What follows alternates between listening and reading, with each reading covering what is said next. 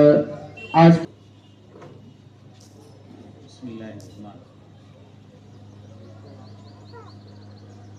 بسم اللہ الرحمن الرحیم.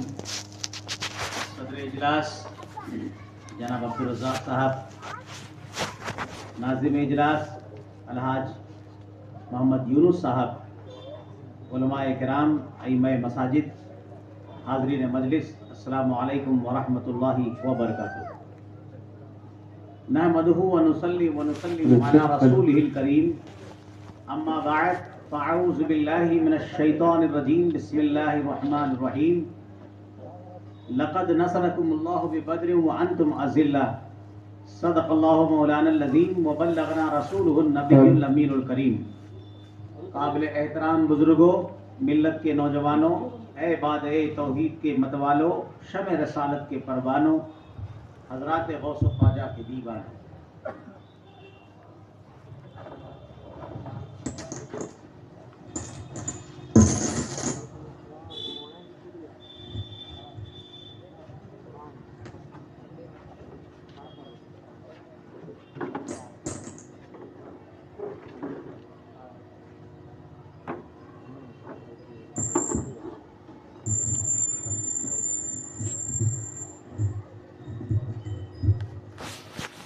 آئیے ہم اور آپ انتہائی عقیدت و محبت کے ساتھ، والہانہ وارثگی کے ساتھ، اس یقین و اعتماد کے ساتھ حضور رحمت للعالمین کی بارگاہ میں ہدیہ درود و سلام پڑھ لیں کہ انشاءاللہ تعالی ان کی بارگاہ میں پڑھا گیا درود و سلام خدا کی بارگاہ میں مقبول و منظور ہوگا.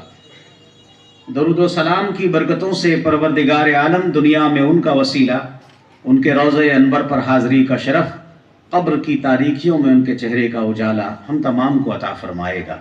میں اور آپ سب پڑھ لیں. اللہم صلی علی سیدنا و مولانا محمد طب القلوب و دوائیہا وعافیت الابدان و شفائیہا ونور الابصار و دیائیہا وآلہ وصحبہ دائما ابدا. جمال نور کی محفل سے پروانہ نہ جائے گا، جمال نور کی محفل سے پروانہ نہ جائے گا، مدینہ چھوڑ کر اب ان کا دیوانہ نہ جائے گا.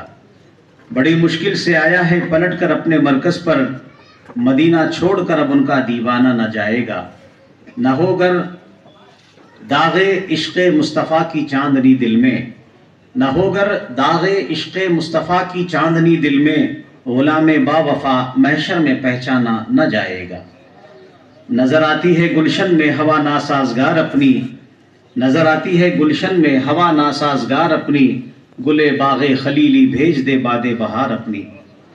اٹھے امت کے والی کفر دھمکاتا ہے مسلم کو، اٹھے امت کے والی کفر دھمکاتا ہے مسلم کو، علی کو بھیج دے آ جائیں لے کر ذوالفقار اپنی، علی کو بھیج دے آ جائیں لے کر ذوالفقار اپنی.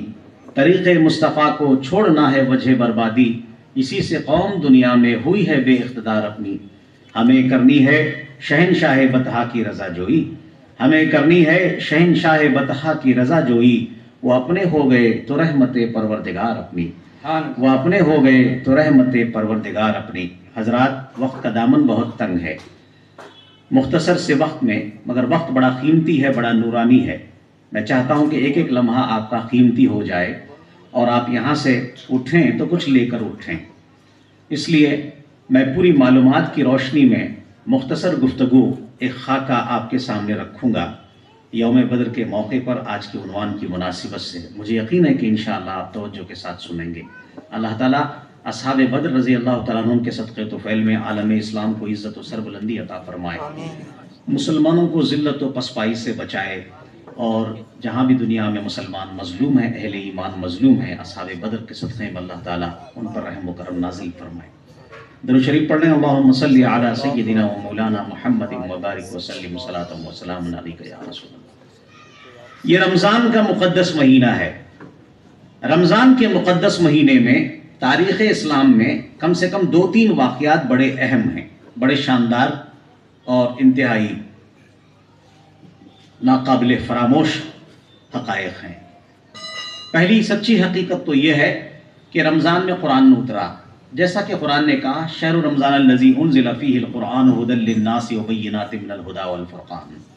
کہ ہم نے قرآن کو رمضان ہی میں اتارا، اور دوسری سچائی یہ ہے کہ اسی ماہ مقدس میں بدر کی لڑائی رونما ہوئی، جس کا ذکر قرآن نے بار بار کیا ہے۔ اور تیسری ایک سچائی اور بھی ہے، وہ یہ ہے کہ ام المومنین حضرت عائشہ صدیقہ رضی اللہ تعالیٰ عنہ کا جو وصال ہے وہ اسی 17 رمضان ہی کو ہوا تھا۔ خیر، یہ تو رمضان کی ایک مختصر طائرانہ نظر ڈال کر ہم نے تاریخ آپ کو بتا دی۔ اب تاریخ اسلام میں ہجری جو سال اسلامی کیلنڈر جہاں سے شروع ہوتا ہے، اس کی جو دوسرا سال ہے جسے 2 ہجری کہتے ہیں، حضور مکہ مکرمہ سے ہجرت کر کے مدینہ منورہ تشریف لے گئے، تو تشریف لے جانے کے دوسرے سال کو 2 ہجری کہتے ہیں۔ تو تاریخ اسلام میں اسلامی کیلنڈر میں 2 ہجری کی تاریخ، 2 ہجری کا سال بہت ہی اہم سال ہے، کیونکہ اس 2 ہجری میں بہت سارے عظیم الشان حقائق واقعات رونما ہوئے۔ اسی 2 ہجری ہی میں اللہ رب العزت نے ہم پر روزے فرض قرار دیے، جیسا کہ قرآن کہتا ہے یا ایھا الذین آمنوا کتب علیکم الصیام کما کتب علی الذین من قبلکم لعلکم تتقون، کہ روزے جو فرض ہوئے ہیں مسلمانوں پر وہ 2 ہجری میں ہوئے ہیں۔ اسی طرح سے زکوٰۃ کا حکم بھی 2 ہجری ہی میں دیا گیا۔ قرآن کریم میں اللہ فرماتا واقیموا الصلاۃ وآتوا الزکاۃ وارکعوا مع الراکعین، زکوٰۃ کی جو فرضیت ہے وہ 2 ہجری ہی میں نازل ہوئی، یعنی 2 ہجری سے پہلے رمضان کے روزے امت مسلمہ پر فرض نہیں تھے، 2 ہجری سے پہلے روزے کی فرضیت کا حکم نازل نہیں ہوا تھا۔ اسی 2 ہجری ہی میں پہلی دفعہ ہمارے آقا صلی اللہ علیہ وسلم نے باجماعت عید الفطر کی نماز ادا فرمائی۔ تو باجماعت عید الفطر کی جو جماعت قائم ہوئی ہے، حضور نے قائم فرمایا ہے، وہ 2 ہجری ہی کی بات ہے۔ اسی طرح سے 2 ہجری ہی میں ذوالحجہ کے مہینے میں باجماعت بقرعید کی نماز ادا کی گئی، جس کے بعد حضور نے 2 مینڈوں کی قربانی دی۔ عید الفطر کی نماز کے بارے میں قرآن کہتا ہے وَلِتُكَبِّرُوا اللَّهَ عَلَىٰ مَا هَدَاكُمْ، اور بقرعید کے بارے میں قرآن کہتا ہے فَصَلِّ لِرَبِّكَ وَانْحَرْ۔ تو یہ جو بقرعید کی نماز پڑھی گئی 2 ہجری میں پڑھی گئی، عید الفطر کی نماز باجماعت پڑھی گئی 2 ہجری میں پڑھی گئی، زکوٰۃ کا حکم 2 ہجری میں دیا گیا، روزے کا حکم بھی 2 ہجری ہی میں دیا گیا۔ اور 2 ہجری ہی میں قبلہ تبدیل ہوا، تبدیل قبلہ کا واقعہ رونما ہوا۔ ہمارے آقا صلی اللہ علیہ وسلم مکہ مکرمہ میں بیت المقدس کی طرف رخ کر کے نماز ادا فرما رہے تھے۔ سارے انبیاء و مرسلین کا نماز میں قبلہ بیت المقدس ہی تھا۔ جب حضور اکرم صلی اللہ علیہ وسلم مدینہ میں تشریف لائے تو پھر حضور کی یہ خواہش دعا تمنا تھی، تو اللہ تعالیٰ نے حضور کی خواہش کو پوری فرماتے ہوئے، ان کی دعا کو قبول فرماتے ہوئے قبلہ تبدیلی کا حکم دے دیا۔ عین نماز کی حالت میں جب آپ ظہر کی نماز باجماعت پڑھ رہے تھے، 2 رکعت نماز بیت المقدس کی طرف رخ کر کے ادا ہوئی تھی، حکم آسمان سے نازل ہوا کہ اے نبی فولی وجہک شطر المسجد الحرام، آپ اپنا چہرہ مسجد حرام کی طرف کر لیجئے۔ تو بقیہ 2 رکعت مسجد حرام کی طرف رخ کر کے ادا کی گئی۔ جس مسجد میں یہ واقعہ پیش آیا تھا اس مسجد کو کہتے ہیں مسجد القبلتین، 2 قبلے والی مسجد۔ تو یہ واقعہ بھی 2 ہجری ہی کا ہے، اور 2 ہجری ہی کو ام المومنین حضرت عائشہ صدیقہ رضی اللہ تعالیٰ عنہ جو ہیں حضور اکرم صلی اللہ علیہ وسلم کے کاشین نبوت میں داخل ہوئی۔ تو 2 ہجری اسلامی کیلنڈر کا بہت ہی اہم سال ہے، اور اسی سال بدر کی لڑائی رونما ہوئی، بدر کی جنگ رونما ہوئی۔ حضرات محترم، اس سلسلے میں 2 چھوٹے سے مقدمے میں آپ کے سامنے رکھنا چاہوں گا۔ پہلا مقدمہ تو یہ ہے کہ کفر و اسلام کی جنگ، حق و باطل کی جنگ، خیر و شر کی جنگ، سچ اور جھوٹ کی جنگ ہر دور میں ہوتی رہی ہے، اور ہوتی رہے گی۔ لیکن یہ بھی سچ ہے کہ حق غالب آیا اور باطل مغلوب ہوا۔ یہ بھی سچ ہے کہ نور اسلام کی روشنی دنیا میں پھیلی اور ظلمت کفر منہ چھپا کر بھاگ کھڑی ہو گئی۔ یہ بھی سچ ہے کہ حق غالب آیا، سچائی کو غلبہ ملا، اور جھوٹ ہے کہ ہمیشہ کے لیے تاریکیوں میں ڈوب گیا۔ جیسا کہ قرآن ارشاد فرماتا ہے وَقُلْ جَاءَ الْحَقُّ وَزَهَقَ الْبَاطِلُ، اے محبوب صلی اللہ علیہ وسلم آپ اعلان فرما دیجئے کہ حق آ گیا ہے اور باطل مٹ گیا ہے، باطل کو تو مٹنا ہی تھا۔ نور خدا ہے، کفر کی حرکت پہ خندہ زن، پھوکوں سے یہ چراغ بجھایا نہ جائے گا۔ نور خدا ہے، کفر کی حرکت پہ خندہ زن، پھوکوں سے یہ چراغ بجھایا نہ جائے گا۔ فانوس بن کے جس کی حفاظت ہوا کرے، وہ شمع کیا بجھے جسے روشن خدا کرے۔ دوسری توحید یہ ہے حضرات محترم، اسلام جنگ و جدال کی تعلیم نہیں دیتا، اسلام قتل و قتال کی تعلیم نہیں دیتا، اسلام صرف کے دم کی تعلیم نہیں دیتا، اسلام فساد فی الارض کی تعلیم نہیں دیتا، اسلام تو امن عامہ کو فروغ دیتا ہے، اسلام تو عام معافی کو فروغ دیتا ہے، اسلام صلح و آشتی کو فروغ دیتا ہے، اسلام اخوت و شانتی کو فروغ دیتا ہے، اسلام یہ چاہتا ہے کہ صلح و آشتی قائم رہے، اخوت و شانتی اخوت و آشتی قائم رہے، یہ اسلام کی تعلیم ہے اور اسلام کا یہی پیغام ہے۔ اگر آپ اسلامی تعلیمات کو کھنگالیں، قرآن و سنت کو کھنگالیں، تو یہی پیغام آپ کو، یہی خلاصہ آپ کو تعلیمات اسلامی کا نظر آئے گا حضرات۔ لیکن جنگ کی اجازت کیوں دی گئی، جہاد کا حکم کیوں دیا گیا؟ بات یہ ہو گئی کہ مظلوم مسلمان مجبور تھے، مظلوم مسلمان مجبور تھے، اور حال یہ تھا کہ صبح کو کوئی حضور کی بارگاہ میں آتا اور کہتا کہ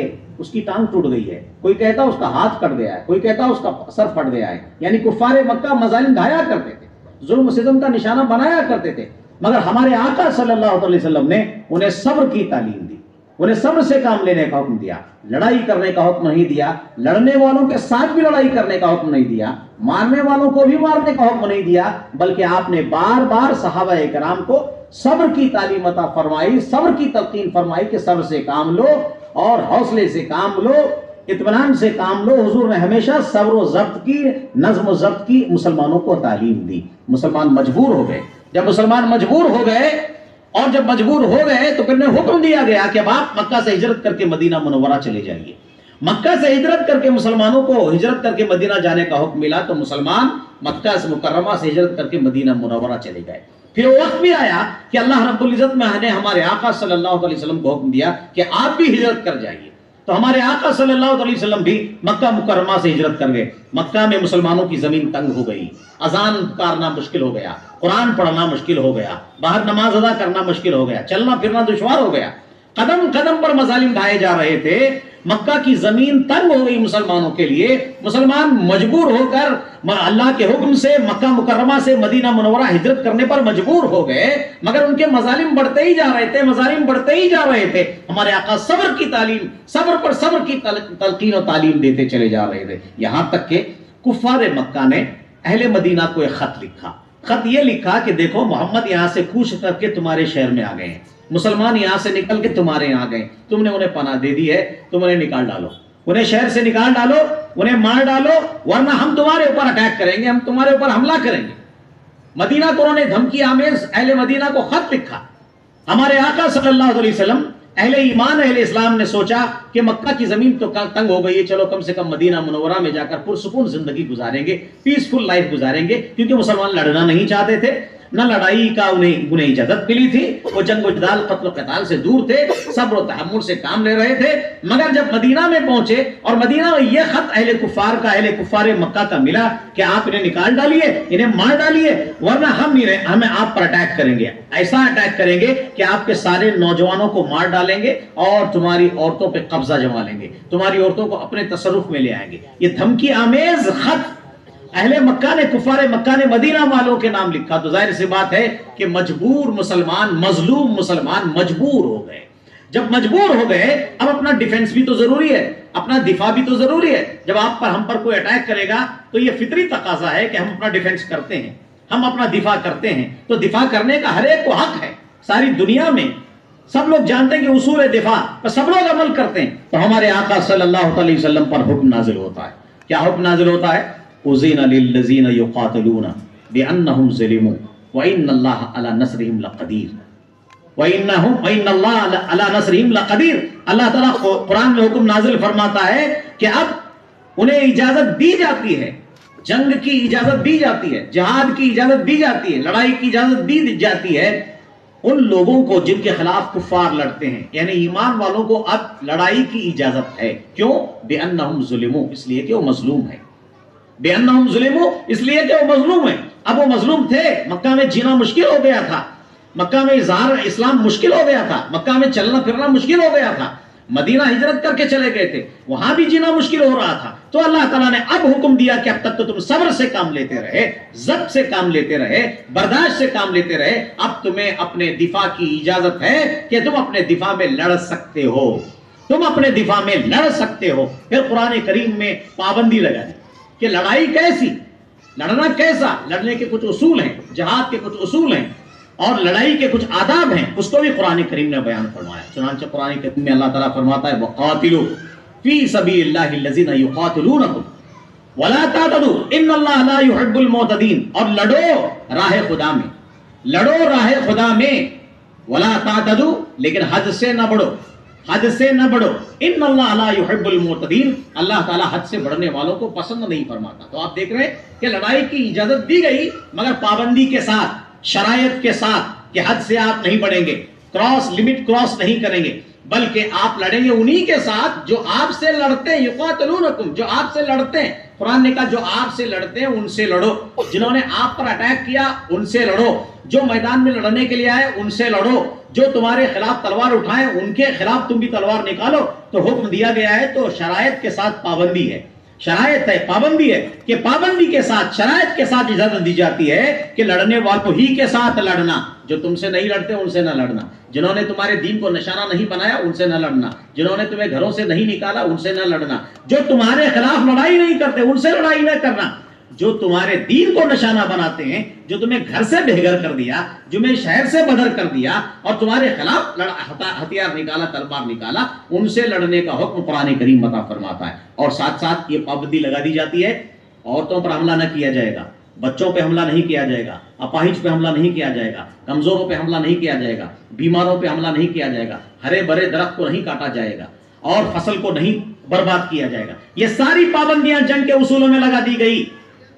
یہ وہ اصول ہیں کہ دنیا کے تمام ماہرین فنون حرب جانتے ہیں کہ اسلام نے جو پاکیزہ اصول بتایا ہے جنگ کا، جو آداب حرب و قتال اسلام نے بتایا ہے، وہ دنیا کے کسی بھی دین دھرم میں اور کسی بھی مذہب میں آپ کو نظر نہ آئیں گے. کہا درخت کاٹنے کی ممانعت ہے، ہرے بھرے فصل کو تباہ کرنے کی ممانعت ہے، عورتوں پر، دشمن کی عورتیں کیوں نہ ہو ان پر حملہ کرنے کی اجازت نہیں، بچوں پر، بیماروں پر، کمزوروں پر حملہ کرنے کی اجازت نہیں، جو لڑنے نہیں آئے ان کے ساتھ لڑنے کی اجازت نہیں دی جاتی. قرآن کریم نے اعلان فرما دیا. حضرات محترم، عزیزان ملت اسلامیہ، یہ وہ ہیں جو بنیادی جنگ کے موٹے موٹے اصول ہیں جو قرآن نے بیان فرمائے ہیں. اب جو لوگ کہتے ہیں کہ معاذ اللہ رب العالمین اسلام جہاد کی تعلیم دیتا ہے، لڑنے کی تعلیم دیتا ہے، بے شک جہاد کی تعلیم دیتا ہے، لڑنے کی تعلیم دیتا ہے، مگر کن سے لڑنا؟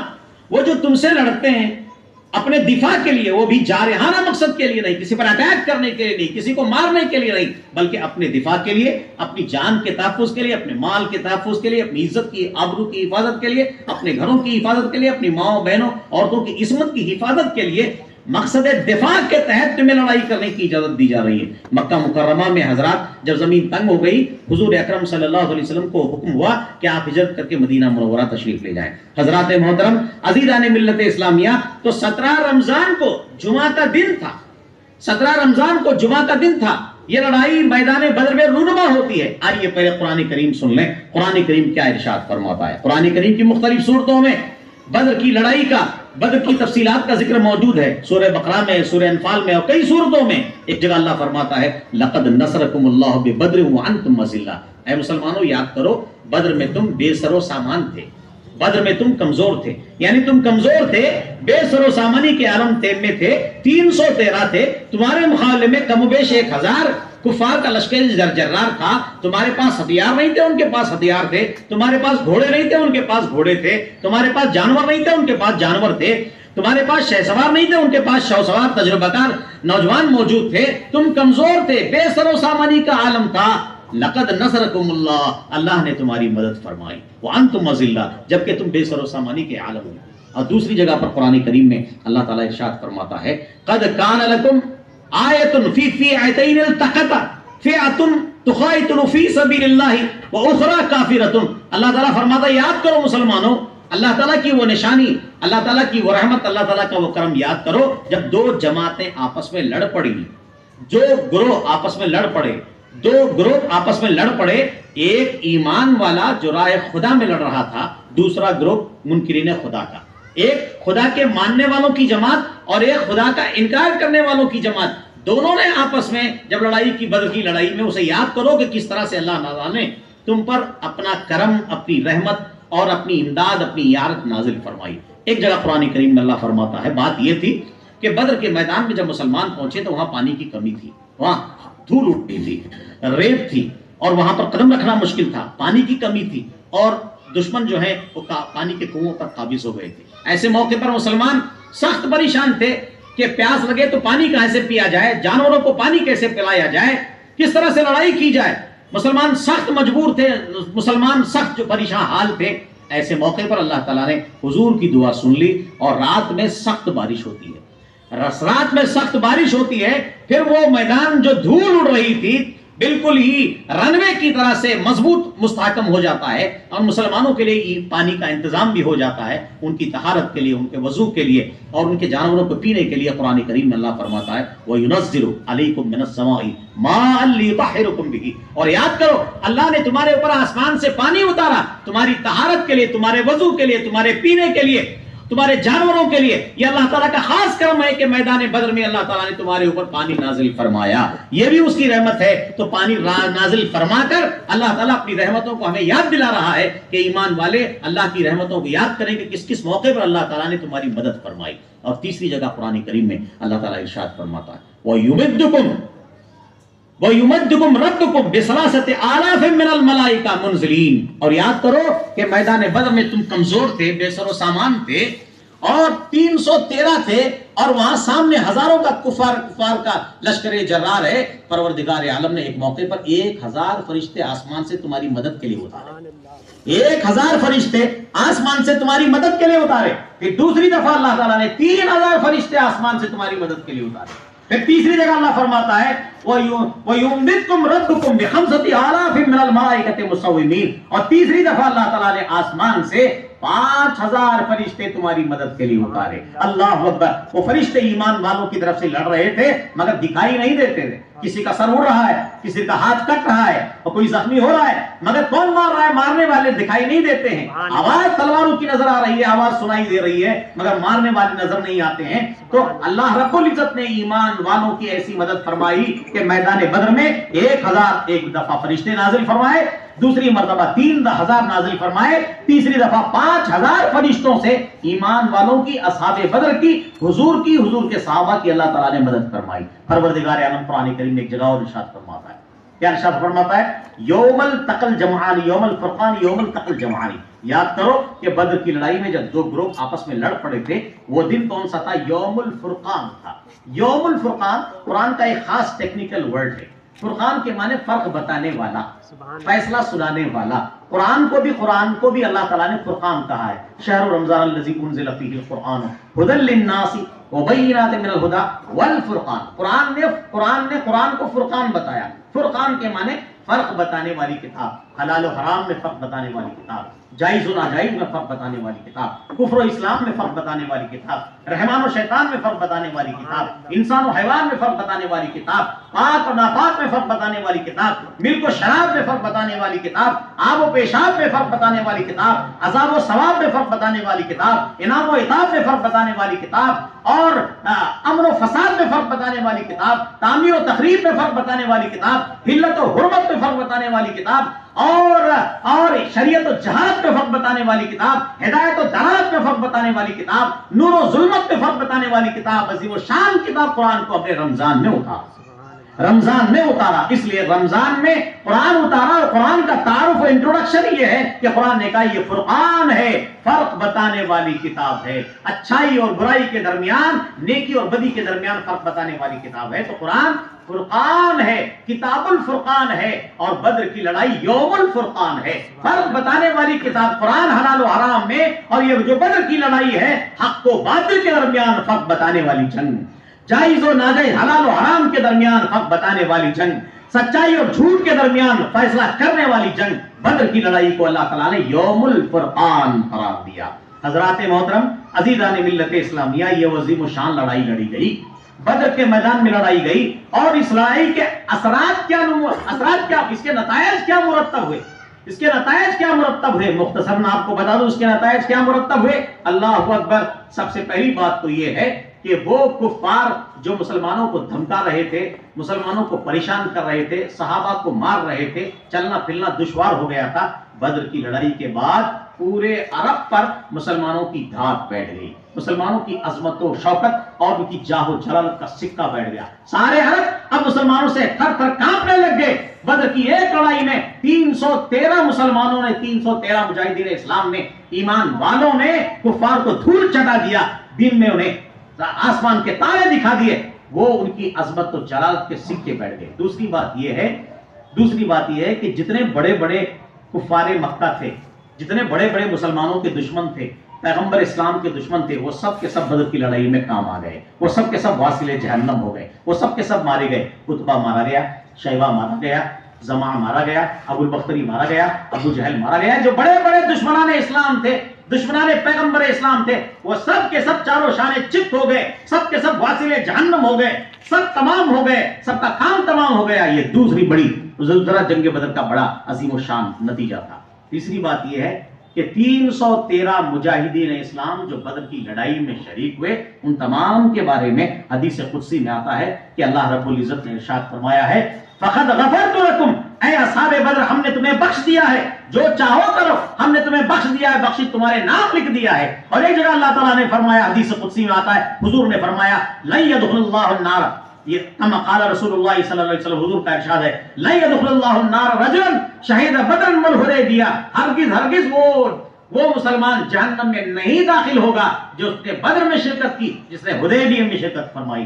یہ بھی اللہ تعالیٰ نے ان کے نام ہے، ان کو یہ اللہ تعالیٰ نے یہ ان کا اکرام اور ان کی عزت و شرف اور ان کی کامیابی کا سہرا ان کو اللہ تعالیٰ نے عطا فرمایا۔ حضرات، اسی طرح سے بدر کی لڑائی میں جو فرشتے آسمانوں سے نازل ہوئے، ان میں سے چند فرشتے شہید بھی ہو گئے، اور تمام فرشتے جو بدر کی لڑائی میں مسلمانوں کی حمایت میں اللہ کی جانب سے حضور کی حمایت میں تشریف لائے تھے، ان تمام فرشتوں کا مرتبہ یہ ہو گیا کہ اللہ تعالیٰ نے جتنے فرشتے پیدا فرمائے ان تمام فرشتوں میں یہ سب سے افضل ہیں، یہ سب سے افضل ہیں، اور جو اس میں کچھ فرشتے شہید بھی ہو گئے ہیں۔ اسی طرح سے بدر کی لڑائی کا نتیجہ ایک نکلا، یہ نکلا کہ اللہ اکبر اللہ اکبر، حضرت عثمان غنی رضی اللہ تعالیٰ عنہ بدر کی لڑائی میں شریک نہ ہو سکے، اس لیے کہ ان کی زوجہ محترمہ بیمار تھی۔ حضور نے حکم دیا کہ آپ اپنی بیوی کی تیمارداری میں لگے رہو، بیوی کی تیمارداری میں لگے رہو، اس لیے حضرت عثمان غنی تو شریک نہ ہو سکے، دیگر صحابہ شریک ہو گئے، مگر جب بدر کی لڑائی مکمل ہو گئی تو اصحاب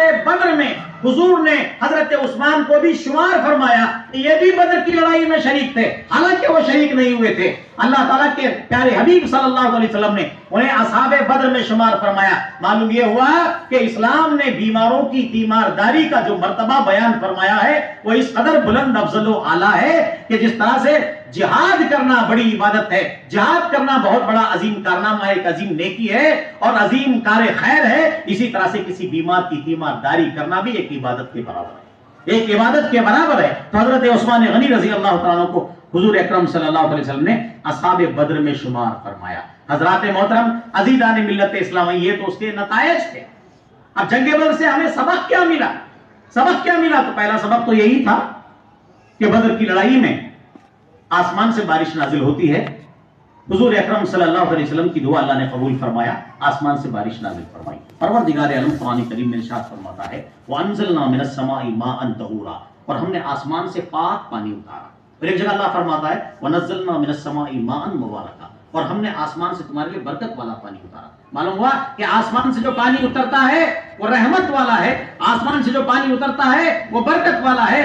آسمان سے اللہ تعالیٰ نے ہمیں رحمت کا پانی برسایا، برکت کا پانی برسایا، اس لیے بہت سارے صوفیاء اولیاء اکرام آسمان سے اترنے والے پانی کو محفوظ رکھ کے اس پر وظائف پڑھ کر وہ شفا کے لیے استعمال کرتے ہیں، کیونکہ آسمان سے اترنے والا پانی رحمت والا پانی ہے، برکت والا پانی ہے۔ اور اسی لیے جب ہم پانی پیتے ہیں تو ہمیں حکم دیا گیا کہ پانی پینے کے بعد اب اللہ تعالیٰ کی بارگاہ میں دعا کریں۔ کیا دعا کریں؟ الحمدللہ الذی سقانا عذبا فراتا برحمتہ ولم یجعلہ ملحا اجاجا بذنوبنا، ہم نے اتنے گناہ کیے تھے، ہمارے دامن گناہوں سے لت پت ہیں، ہمارے پاؤں گناہوں کے دلدل میں ڈوبے ہوئے ہیں، ہمارے ہاتھوں نے ظلم کیا، ہمارے دل گناہوں سے سیاہ ہو گئے ہیں۔ ہونا تو یہ چاہیے تھا کہ ہمیں میٹھا پانی نہ ملتا، ٹھنڈا پانی نہ ملتا، کھارا پانی ملتا. ہم نے اتنے گناہ کیے تھے مگر اللہ تعالیٰ نے اپنی رحمت سے ہمارے لیے پینے کے لیے میٹھا ٹھنڈا پانی نازل فرمایا، ورنہ ہمارے گناہ اس قدر زیادہ ہو چکے تھے کہ ہم میٹھا پانی پینے کے لائق نہیں تھے، مگر اس نے اپنے کرم سے اپنی رحمت سے ہمیں ٹھنڈا ٹھنڈا میٹھا پانی عطا فرمایا. تو پانی اللہ تعالیٰ کی بڑی رحمت ہے، اللہ تعالیٰ کی خاص برکت ہے جو اللہ تعالیٰ ایمان والوں کو سارے اپنی مخلوق کو عطا فرماتا ہے. تو بدر کی لڑائی میں حضور صلی اللہ علیہ وسلم کی دعاؤں کے نتیجے میں اللہ تعالیٰ نے پانی نازل فرمایا. لہٰذا ہمیں پانی کی قدر کرنی چاہیے، پانی کی حفاظت کرنی چاہیے، پانی کی سیفٹی کا انتظام کرنا چاہیے. ایک ایک قطرے پانی کی حفاظت ہمیں کرنا ضروری ہے. اسلام نے ہمیں تعلیم دی ہے کہ ایک پانی بھی بلا وجہ ضائع نہ ہونے پائے. پانی ہمارے گھر کا ہو یا مسجد کا ہو، پانی ہو پبلک پلیسز کا ہو یا کہیں کا ہو، پانی اللہ کی رحمت ہے. اس کی حفاظت کرنے کی ہمیں حکم دیا گیا کہ ہم پانی کی سیفٹی کی اور پانی کی حفاظت کریں، پانی کا انتظام کریں، پانی کا صحیح استعمال کریں، پانی کو ضائع نہ کریں. اور دوسری بات یہ ہے حضرات محترم، ایک موقع ایسا آیا کہ جنگ کے میدان میں دو صحابی کہیں سے چلے آ رہے تھے، ان دونوں کو کفار مکہ نے پکڑ لیا اور یہ کہا کہاں جا رہے ہو؟ کہ محمد رسول اللہ کا ساتھ دینے کے لیے جا رہے ہو؟ کہا نہیں ہم ان کا ساتھ دینے کے لیے نہیں جا رہے، ہم جنگ کے لیے نہیں جا رہے، ہم آپ کی مخالفت میں لڑنے کے لیے نہیں جا رہے. اگر آگے ایسا ہے تو جاؤ ہم تمہیں چھوڑ دیتے ہیں. انہوں نے چھوڑ دیا. اب وہ دونوں پلٹ کر حضور کے پاس آئے اور دونوں صحابی نے عرض کیا یا رسول اللہ، راستے میں ہمیں کفار مکہ نے گھیر لیا، پکڑ لیا تھا، ہم نے ان سے کہا کہ ہم لڑنے کے لیے نہیں جا رہے ہیں، ہم محمد رسول اللہ کا ساتھ دینے کے لیے نہیں جا رہے ہیں، اس لیے انہوں نے ہمیں چھوڑ دیا. تو حضور اکرم صلی اللہ علیہ وسلم نے فرمایا اگر ایسا ہے تو تم ہمارے ساتھ لڑائی میں نہیں شامل رہو گے. انہیں حضور نے جنگ کی میدان سے دور رکھا. گویا اسلام یہ تعلیم دیتا ہے کہ بے وفائی کفار کے ساتھ بھی جائز نہیں. بے وفائی، غدر، دھوکہ بازی کسی کے ساتھ اجازت نہیں، اسلام کی اس کی اجازت نہیں دیتا، شریعت اسلامیہ اس کی اجازت نہیں دیتی. ہمارے آقا صلی اللہ علیہ وسلم نے دونوں صحابی کو میدان جنگ میں دور رکھا کہ جب تم نے وعدہ کیا ہے ان سے کہ لڑائی میں مسلمانوں کا ساتھ نہیں دو گے تو ہم بھی تمہیں اپنے ساتھ شریک نہیں کرنا چاہتے ہیں. تو یہ سبق بھی ہمیں میدان بدر سے ملا کہ غدر، بے وفائی، غداری کسی کے ساتھ بھی جائز نہیں. حضرات محترم، اسی طرح سے یاد کیجئے کہ وہ کفار مکہ جو پکڑے گئے، 70 تو پکڑے گئے، 70 تو مارے گئے اور بقیہ ساز و سامان چھوڑ کر بھاگ کھڑے ہو گئے. 70 جو پکڑے گئے، قیدی بنائے گئے، ان میں کچھ پڑھے لکھے لوگ بھی تھے. چرچا ہوا کہ انہیں چھوڑ دیا جائے تو یہ مشورے میں آیا کہ جو پڑھے لکھے ہیں قیدی، ان سے تعلیم کا کام لیا جائے. انصاری مسلمانوں میں، مہاجر مسلمانوں کے بچوں میں کچھ پڑھے لکھے نہیں ہیں، ان کے لیے تعلیم کا انتظام کیا جائے. اب جو قیدی پڑھے لکھے تھے انہیں بتایا گیا کہ تم اتنے بچوں کو پڑھا دو، اتنے دن تک ہم تمہیں چھوڑ دیں گے.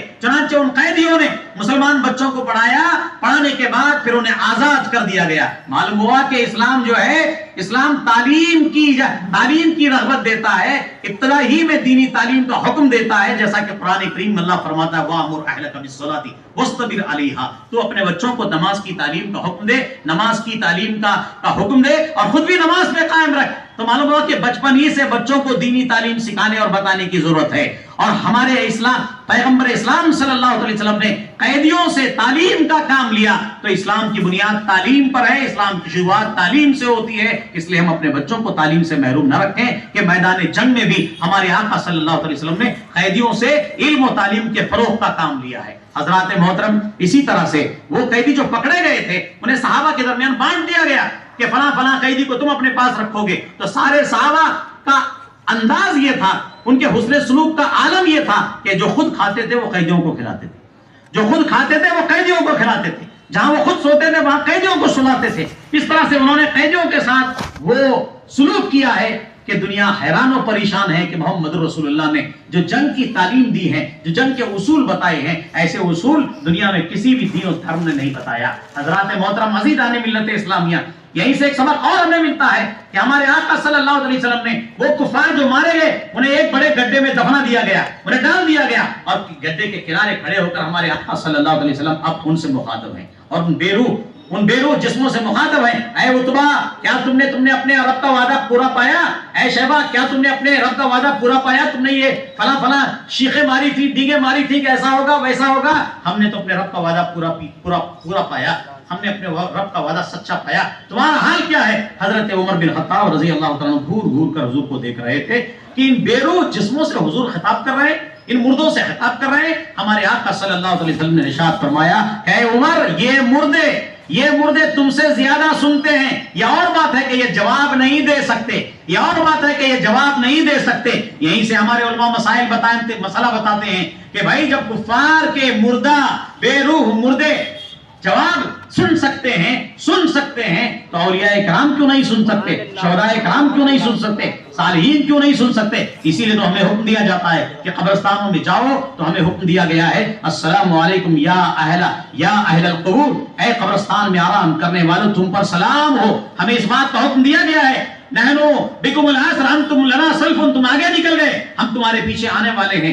تو اہل قبور پر ہم جو سلام پیش کرتے ہیں اس لیے کہ ہمارا عقیدہ ہے کہ اہل قبور ہمارا سلام سنتے ہیں اور سلام کا جواب بھی دیتے ہیں. یہ اور بات ہے کہ ان کے جواب کو ہم سن نہیں پاتے. یاد کیجئے کہ احد کے میدان سے جب کبھی ہمارے آقا صلی اللہ علیہ وسلم گزرتے تھے, شہداء احد جہاں مدفون تھے وہاں آپ حضور پہنچ کر سلام پیش کیا کرتے تھے. حضور نے فرمایا کہ ان پر سلام پیش کرو, یہ تمہارے سلام کا جواب دیتے ہیں. ایک دفعہ ہمارے آقا صلی اللہ علیہ وسلم نے یہ بھی ارشاد فرمایا اصحاب احد سے مخاطب ہو کر کہ اے اللہ تیرا رسول گواہ ہے کہ ان لوگوں نے تیری رضا کے طلب کے لیے اپنی جانیں دی ہیں, اپنی قربانیاں پیش کی ہیں, ان کی مغفرت فرما. اور حضور نے فرمایا کہ جو ان کے قریب سے گزرے وہ سلام پیش کرے, وہ سلام کا جواب دیتے ہیں. چنانچہ ہمارا عقیدہ ہے کہ اہل قبور ہمارا سلام سنتے, سلام کا جواب دیتے ہیں. میدان بدر سے ہمیں یہ سبق بھی ملتا ہے. حضرات محترم, اسی طرح سے میدان بدر سے ہمیں بہت سارے سبق ملتے ہیں.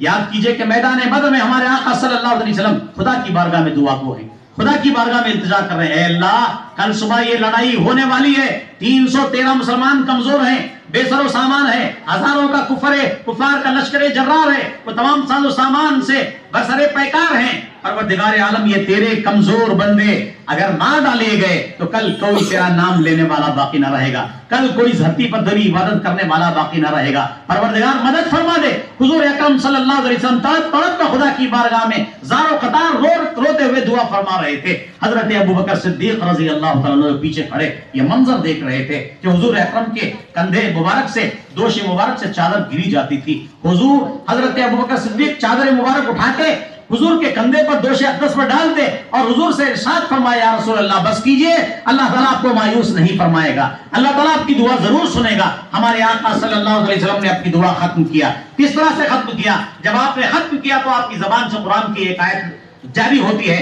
سَيُهْزَمُ الْجَمْعُ وَيُوَلُّونَ الدُّبُرَ, ان قریب یہ کافروں کا جتھا شکست کھا جائے گا اور پیٹ پھیر کر بھاگ جائے گا. حضور کی زبان اقدس سے آیت کریمہ نازل ہوئی نہ جاری ہوتی ہے اور یہ دعا آپ ختم فرماتے ہیں. پھر دوسرے دن دنیا نے وہ منظر دیکھا کہ مسلمانوں کو فتح کامرانی نصیب ہوئی, مسلمانوں کو اللہ تعالیٰ نے وہ عظمت و عزت و جلالت عطا فرمایا کہ کفار میدان چھوڑ کر بھاگ کھڑے ہو گئے, مسلمان کامیاب ہو گئے. تو حضور کی دعاؤں کا یہ اثر ہے کہ میدان بدر میں اصحاب بدر کو اللہ تعالیٰ نے کامیابی عطا فرمائی. حضور کی دعاؤں کا اثر ہے کہ اللہ تعالیٰ نے بارش نازل فرمایا. حضور کی دعاؤں کا اثر ہے کہ 313 کفار پر غالب آ گئے. یہ حضور کی دعاؤں کا اثر ہے کہ بدر کی لڑائی سے مسلمانوں کی شوکت اور غلغلہ سارے اہل عرب پر چھا گیا. قرآن کریم میں پروردگار عالم ارشاد فرماتا ہے وَصَلِّ عَلَيْهِمْ إِنَّ صَلَاتَكَ سَكْنٌ لَهُمْ, اے محبوب صلی اللہ علیہ وسلم آپ ان کے حق میں دعا کیجئے, آپ کی دعا ایمان والوں کے دلوں کا چین ہے.